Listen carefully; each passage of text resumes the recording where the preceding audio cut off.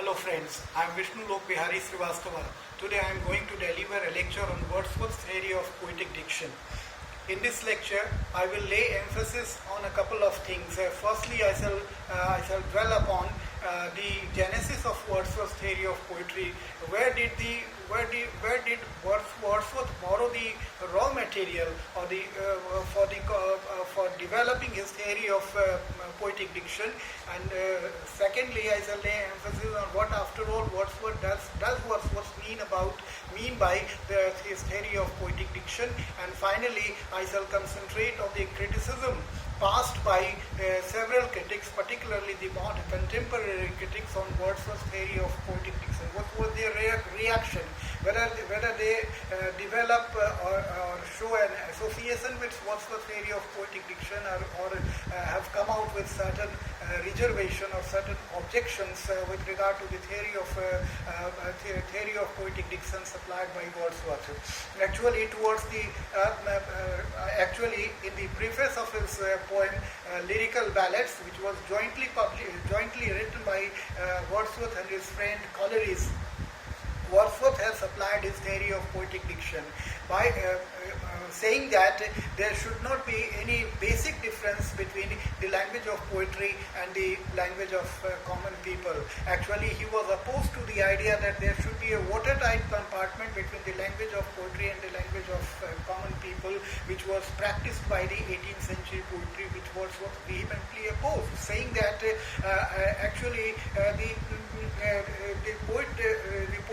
poetry should not be confined to a narrow circle, to a limited region. Rather, it does have a wider connotation. It does have a wide-ranging appeal. It must provide assistance to the entire humanity. The entire humanity should be brought well within the ambit of poetry. It should take into consideration to the problem of the people representing the entire humanity. There should not be a division, or there should not be a watertight compartment, which he noticed in the preceding 18th century poetry, and that's why he opposed vehemently. He didn't have faith in the 18th century approach, that what oft was said but never so well expressed.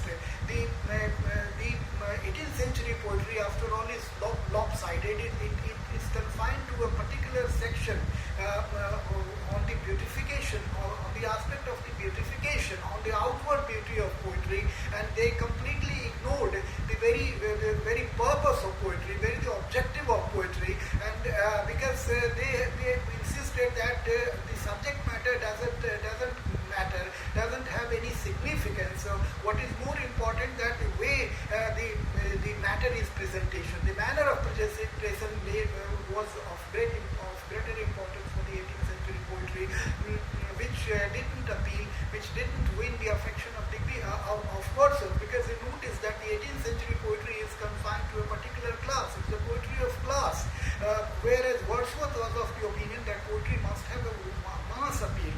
It must incorporate the entire humanity, a greater section of society well within its ambit, so that the message communicated through poetry must be of greater significance, must be of greater importance for each and sundry, here lies the significance or the importance of poetry, which was largely ignored by the 18th century poetry, and that's why it doesn't have a permanent appeal. It doesn't have a wider connotation. It dies out prematurely. It didn't enjoy the status of the romantic poetry or the modern poetry, in which the problem of the entire suffering humanity has been discussed. There is a limited section. The problem of a limited section was not discussed, and besides that, a particular aspect of poetry was not taken into consideration. Actually, the 18th century poetry craves more for polish, refinement, restraint, balance and harmony in their poetry, and in order to achieve all these qualities, they ignored the basic facets of poetry, basic precepts of poetry, that something meaningful must be communicated through poetry, and this happened because their repeated emphasis on the language of poetry, on the beautification of poetry, and that's dragged themselves away from the very soul of the poetry, which Wordsworth laid emphasis. Wordsworth was of the opinion that the permanent values of everlasting values are to be communicated through poetry, and it cannot be possible through a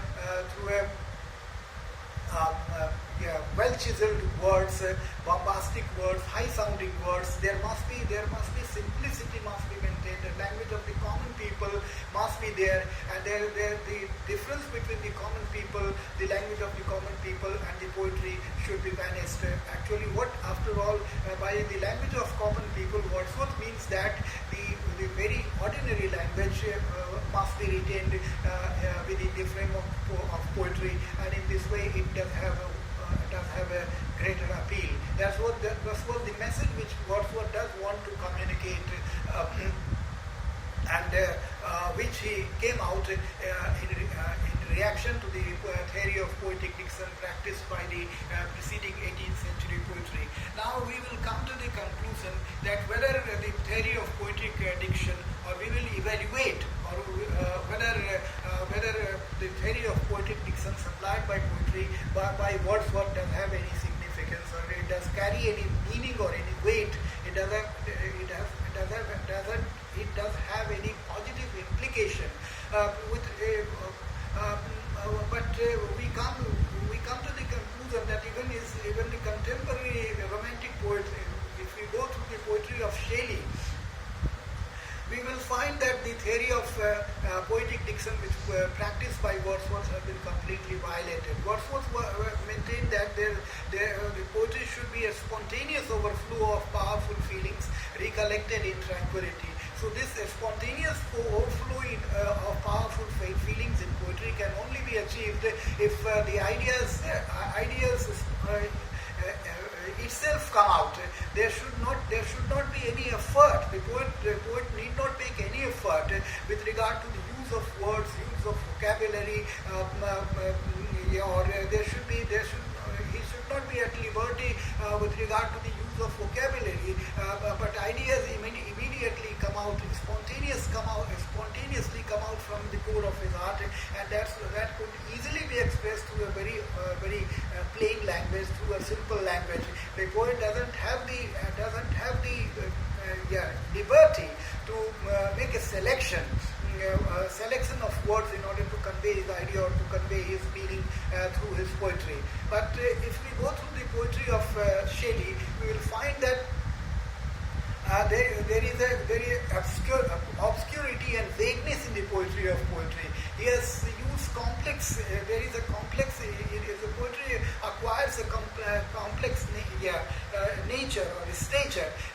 That's because he craves for elfin music, ecstatic imagination, and aesthetic pleasure in his poetry, and besides that he wanted to communicate certain message. It was prophetic in nature. So the message he wanted to communicate certain message through his poetry to see that it does carry certain meaning to the masses. He was a dreamer, and he wanted that the dream, his dreams must come true, and that was to provide certain way out, certain ideas which will enable people to just bring harmony and bring everlasting pleasure in their life. That's why, besides that, he has communicated Platonic ideas through his poetry, and that's why his poetry has become vague and obscure. And here the principle of Wordsworth's theory of poetic diction doesn't work with regard to the poetry of Shelley, because he doesn't confine himself to the plain language of the common people, nowhere visible, nowhere apparent in the poetry of Shelley. His poetry becomes vague because he has to communicate certain specific ideas for which vagueness and obscurity is required. And even critics like I.A. Richards, in his book Philosophy of Rhetoric, has praised Shelley's approach, and even his use of obscure or vagueness and obscurity in his language, because and has said that it has given an added beauty and charm to his poetry. Even his ardent admirer, William Emerson, is of the opinion that obscurity is a merit rather than it doesn't add anything substantial to the poetry. In his book, Seven Types of Ambiguities, he has laid emphasis that ambiguity means various shades of meanings. So the poet does have the liberty to use various nuances of meaning, which Wordsworth doesn't have faith in. He was of the opinion that ideas immediately come out from the core of the heart, and therefore the poet doesn't have the liberty to just make a selection with regard to the use of the word. But Emerson is of the opinion that plethora of meanings are there before the poet, and he is of the opinion to make a selection out of the words. Even the Indian aesthetician Kuntak, in his book Vakrokti Jivitam, has come out with the same idea, saying that for poetry there must be strikingness in meaning and curved expression, saying that Bhaniti Vaichitra and Bhangi Bhaniti. It means that strikingness in meaning can only come out if there is a curved expression. So curved expression is required to restore strikingness in meaning. And in this way, he is of the opinion that only plain language will hardly serve any purpose. Even the new critic,